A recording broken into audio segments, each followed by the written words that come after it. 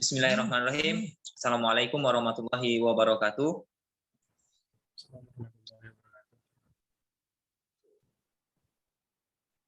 Alhamdulillahirrabbilalamin. Semoga pada pertemuan kali ini kita diberikan kesehatan dan dilimpahkan segala karunia. Amin, amin, ya rabbal alamin. Nah, pada kesempatan kali ini kami akan membahas tentang materi yaitu Big Data. Sebelum kami masuk pada materi tentang Big Data, izinkan kami memperkenalkan nama-nama kelompok. Kami beranggotakan 4 anggota. Yang pertama Ahmad Idham Syah, yang kedua Denny Pratama, dan yang ketiga Farheza Nur Akbar, keempat Nur Sidik Anggara. Next. Oke teman-teman, untuk tidak memperpanjangkan mukadimah, langsung saja kita memasuki materi yang pertama, yaitu pengertian dan fungsi Big Data yang akan disampaikan oleh teman kita, yaitu Ahmad Idham Syah. Kepada Ahmad Idham Syah, disilakan. Di sini saya akan menjelaskan tentang pengertian dan fungsi dari Big Data. Big Data adalah kumpulan proses yang terdiri volume data dalam jumlah besar yang terstruktur maupun tidak terstruktur dan digunakan untuk membantu kegiatan bisnis. Big Data sendiri merupakan pengembangan dari sistem database pada umumnya. Yang membedakan di sini adalah proses kecepatan, volume, dan jenis data yang tersedia lebih banyak dan bervariatif daripada DBMS, atau kepanjangannya itu Database Management System pada umumnya. Berikut ini merupakan beberapa fungsi terkait dengan Big Data. Itu yang pertama, dapat menentukan penyebab suatu masalah atau kegagalan secara real time. Yang kedua, pengambilan sebuah keputusan yang cerdas dan tepat. Yang ketiga, mendeteksi sebuah anomali atau perilaku yang menyimpang dalam struktur bisnis Anda. Yang keempat itu mengurangi biaya, waktu, dan meningkatkan performa produk aplikasi. Untuk karakteristik Big Data, ada 4 karakteristik Big Data, yaitu ada volume, variety, velocity, dan veracity. 4 karakter itu akan dijabarkan ada satu-satu. Yang pertama itu ada volume. Volume artinya ukuran yang sangat besar karena setiap saat terus bertambah. Sebagai contoh, ketika floppy disk masih menjadi tempat penyimpanan data yang familiar dengan satu floppy disk berukuran 1,25 MB. Yang kedua itu ada variety. Secara umum ada 2 jenis data, yaitu structured data atau unstructured data. Structured data adalah data yang sudah rapi, contoh data struktural dan transaksi di ATM yang menghasilkan data seperti jumlah uang yang diambil, waktu penarikan, dan sebagainya telah tersimpan dalam database pihak bank. Yang ketiga itu ada velocity, mengacu pada tingkat kecepatan yang kini bahkan sangat eksponensial. Misalnya saat kita berinteraksi atau membuka pesan, masuk sambil bermain game di handphone, dan juga ketika membeli handphone baru yang otomatis kita membutuhkan beragam aplikasi untuk handphone tersebut. Yang keempat ada variety. Semakin besar volume data, semakin beragam dan cepat, maka untuk memverifikasi data akan semakin sulit. Variety adalah karakteristik dalam data yang menyulitkan kita memvalidasi kebenaran data karena semakin luas dan beragam hingga sulit dikontrol. Mungkin sampai situ yang saya bisa jelaskan.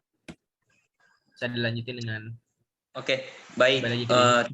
Masuk materi selanjutnya, yaitu tentang manfaat Big Data bagi bisnis, atau boleh dikatakan bagi orang-orang yang mempunyai bidang bisnis sendiri.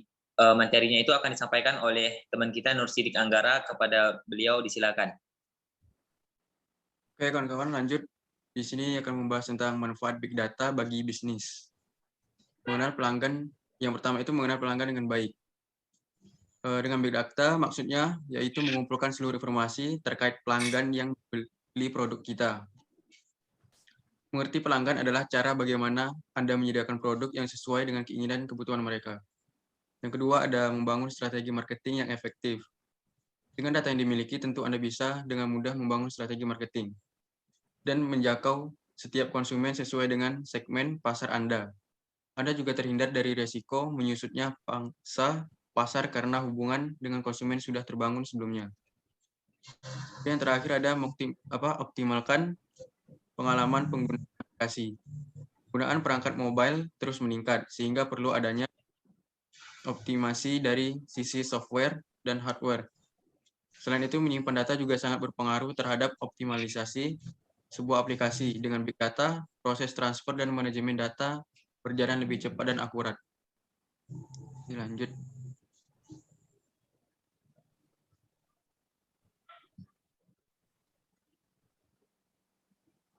Lanjut.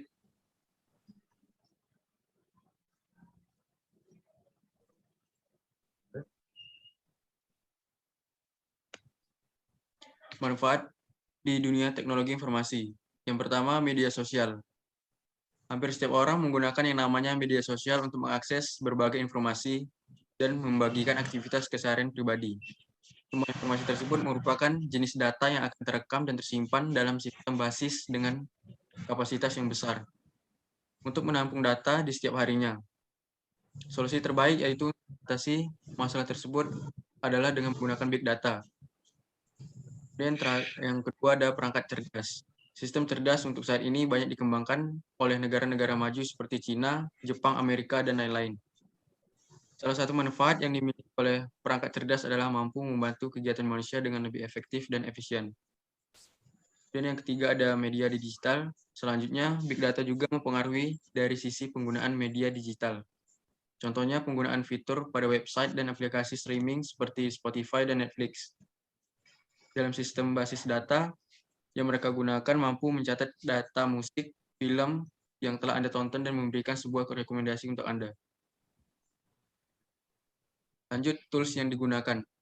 Terdapat beberapa tools yang digunakan dengan penggunaan basis data skala besar, yaitu untuk kepentingan bisnis Anda. Ada Tableau, Xplenty, ada Looker, Domo, Nima, dan lain-lain seperti yang ada di layar.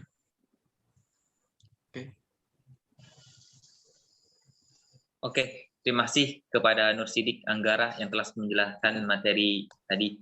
Nah, berikutnya kita masuk materi yaitu tentang Hadop yang akan dijelaskan oleh teman kita Fahreza Nur Akbar. Kepada beliau disilakan.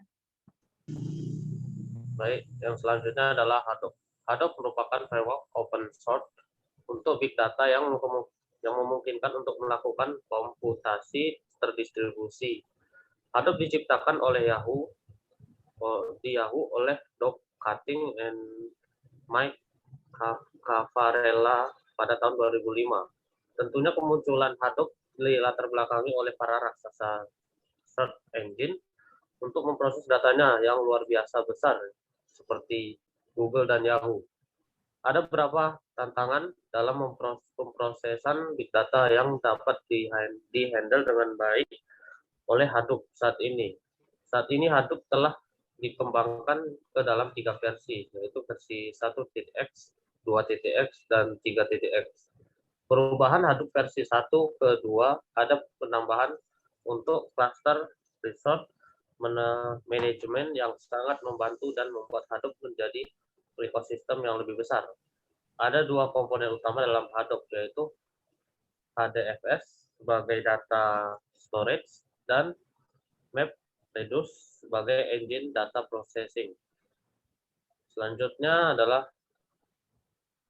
Hadoop Distributed File System atau HDFS. HDFS adalah file system yang menyimpan data secara terdistribusi di Hadoop. HDFS mempunyai 2 komponen utama, yaitu Namenode dan Datanode.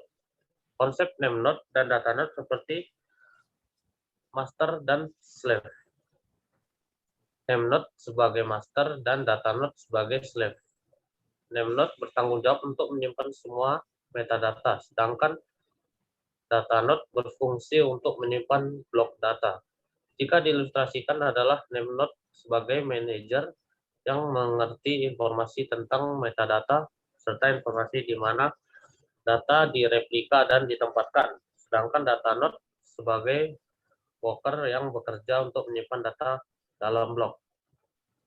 Data dalam HDFS akan dipecah-pecah menjadi lebih kecil yang disebut blok, dan setiap blok mempunyai default ukuran yang sama. Secara default ukuran blok di Hadoop versi 1 adalah 64 MB dan di versi 2 adalah 128 MB. Misalnya, kita mempunyai file dengan ukuran 400 MB, maka akan dipecah menjadi 3 blok, yaitu 128 MB, 128 MB, dan 44 MB. Kurang lebih akan seperti ini jika diilustrasikan. Kelebihan lainnya adalah setiap blok di data node akan direplikasi atau yang dikenal dengan istilah fault tolerance. Fault tolerance adalah kondisi sistem tetap dapat berjalan walaupun ada kerusakan dalam salah satu komponennya. Terima kasih. Lanjut.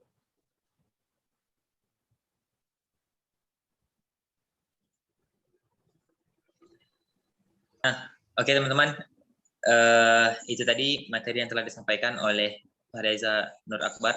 Terima kasih kepada Pak Reza Nur Akbar. Berikutnya kita masuk materi tentang kapan menggunakan head-up. Nah, di sini materi ini akan dijelaskan oleh saya sendiri. Teman dapat memperhatikan baik-baik. Beberapa kondisi cocok menggunakan head-up seperti terdapat 5 poin. Yang pertama, melakukan processing dengan data yang besar seperti searching, log processing, data warehousing, dan data analisis. Poin kedua yaitu lebih cocok untuk read data. Poin ketiga cocok untuk file berukuran besar. Poin keempat untuk batch processing. Poin kelima, sedangkan hardcopy kurang cocok digunakan untuk kondisi low lead data. Terdapat beberapa poin yaitu tidak cocok untuk read dan update data. Poin kedua, banyak file dengan ukuran kecil. Poin ketiga, untuk stream processing. Next. Nah, kita masuk materi terakhir tentang big data yaitu tentang scraping. Pengertian scraping. Scraping dapat didefinisikan sebagai proses pengambilan data dari sebuah website secara umum. Ada 2 cara yang bisa digunakan untuk melakukan, yaitu pertama manual, yang kedua otomatis. Nah, untuk manual, metode di mana Anda menyalin data dengan cara copy paste dari sebuah website. Sedangkan cara otomatis, metode ini yang menggunakan coding, aplikasi, atau extends browser. Teknik-teknik scraping.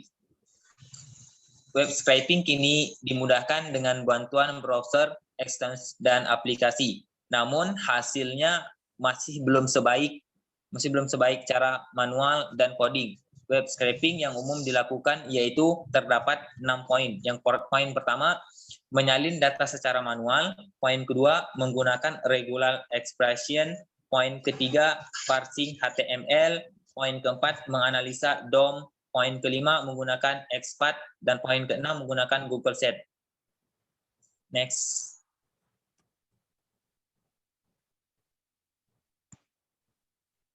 Nah, materi berikutnya itu manfaat scraping. Scraping terdapat 4 manfaat, yaitu manfaat pertama tentang mendapatkan leads. Manfaat kedua, membandingkan ulasan dalam jumlah besar.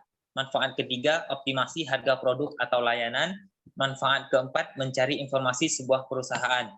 Nah, dapat disimpulkan bahwasannya perkembangan teknologi yang semakin pesat sekarang ini membuat segala sesuatu menjadi lebih mudah dan lebih praktis.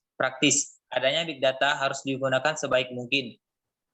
Scraping bisa dilakukan kapan saja, di mana saja. Gunakanlah untuk hal-hal yang bermanfaat, dan melalui besarnya big data di era global ini, kita bisa dengan mudah melihat atau mengetahui informasi, budaya, serta keragaman luar lainnya.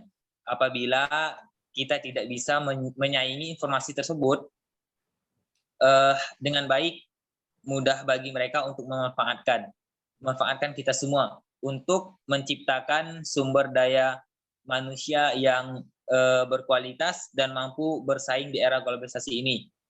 Perlu adanya bimbingan sejak dini, bisa dimulai dengan berbagai cara.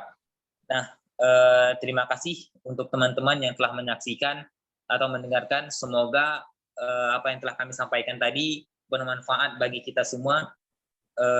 Mungkin pertemuan kali ini cukup sekian. Kami tutup dengan dengan doa selamat. Wabillahi taufiq wal hidayah. Assalamualaikum warahmatullahi wabarakatuh. Salam Waalaikumsalam. Indonesia.